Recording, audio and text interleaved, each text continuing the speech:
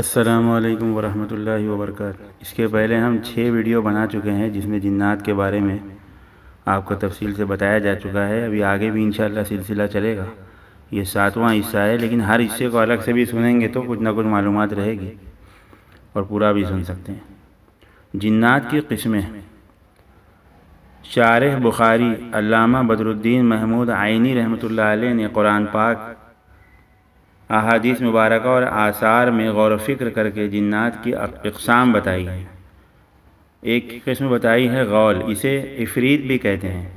یہ سب سے خطرناک اور خبیث جن ہے جو کسی سے مانوس نہیں ہوتا، جنگل میں رہتا ہے، مختلف شکلیں بدلتا رہتا ہے اور رات کے وقت دکھائی دیتا ہے، اور تنہا سفر کرنے والے مسافر کو عموماً دکھائی دیتا ہے۔ جو اسے اپنے جیسا انسان سمجھ بیٹھتا ہے، یہ اس مسافر کو راستے سے بھٹکاتا ہے۔ نمبر 2، سعلہ۔ یہ بھی جنگلوں میں رہتا ہے۔ جب کسی انسان کو دیکھتا ہے تو اس کے سامنے ناچنا شروع کر دیتا ہے اور اس سے کھیل کھیلتا ہے۔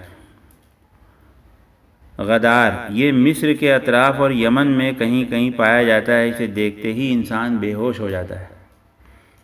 ولہان۔ یہ ویران اور سمندر کے جزیروں میں رہتا ہے، سمندر کے قریب رہتا ہے۔ اس کی شکل ایسی ہے جیسے کوئی انسان شتر مرغ پر سوار ہو۔ جو انسان جزیروں میں پڑتے ہیں انہیں یہ کھا لیتا ہے۔ شق۔ یہ انسان کے آدھے قد کے برابر ہوتا ہے۔ دیکھنے والے اسے بدمانس سمجھتے ہیں، مگر یہ بھی جن ہوتا ہے۔ بعض جنات انسانوں سے مانوس ہوتے ہیں اور انہیں تکلیف نہیں دیتے، اور کچھ ایسے ہوتے ہیں وہ کنواری بچیوں کے پیچھے رہتے ہیں۔ بعض جنات کتے کی شکل کے ہوتے ہیں، بعض چھپکلی کی شکل کے ہوتے ہیں۔ بلا شبہ جنات انسانوں جانوروں کی شکل اختیار کر لیتے ہیں، چنانچہ وہ سانپوں، بچھوؤں، اونٹوں، بیلوں، گھوڑوں، بکریوں، خچروں، گدھوں، پرندوں تک کی شکل میں بدلتے رہتے ہیں۔ یحییٰ بن ثابت رحمۃ اللہ علیہ فرماتے ہیں کہ میں حضرت حفص طائفی رحمۃ اللہ علیہ کے ساتھ مینا میں تھا۔ ہم نے دیکھا ایک شخص جو سفید سر والا، سفید داڑھی والا تھا، یعنی جس کے سر اور داڑھی کے بال سفید تھے، لوگوں کو فتویٰ دے رہا ہے۔ حضرت حفص رحمۃ اللہ علیہ نے مجھ سے فرمایا، اے ابو ایوب، کیا تم اس بوڑھے کو دیکھ رہے ہو جو لوگوں کو فتویٰ دے رہا ہے؟ یہ عفریت جن ہے۔ یہ فرمانے کے بعد حضرت حفص رحمۃ اللہ علیہ اس کے قریب گئے اور میں بھی ان کے قریب ساتھ تھا۔ جب حضرت حفص رحمۃ اللہ علیہ نے اس کی طرف غور سے دیکھنا شروع کیا تو اس نے اپنے جوتے اٹھائے اور چلا گیا۔ اس کے پیچھے ہم لوگ گئے اور وہ جا چکا تھا۔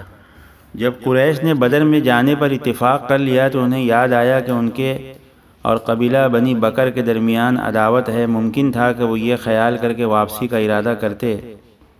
یہ شیطان کو منظور نہ تھا، اس لیے اس نے ایک فریب کیا کہ وہ سراقہ بن مالک بنی کنانہ کے سردار کی صورت میں آیا اور ایک لشکر اور ایک جھنڈا ساتھ لے کر مشرکین سے آ ملا اور ان سے کہنے لگا، میں تمہارا ذمہ دار ہوں، آج تم پر کوئی غالب نہیں ہوگا۔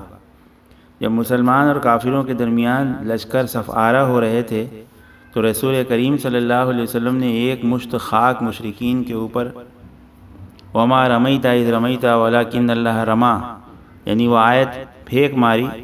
وہ پیٹ پھیر کر بھاگا اور حضرت جبرائیل علیہ السلام ابلیس لعین کی طرف بڑھے جو سراقہ کی شکل میں حارث بن حشام کا ہاتھ پکڑے تھا۔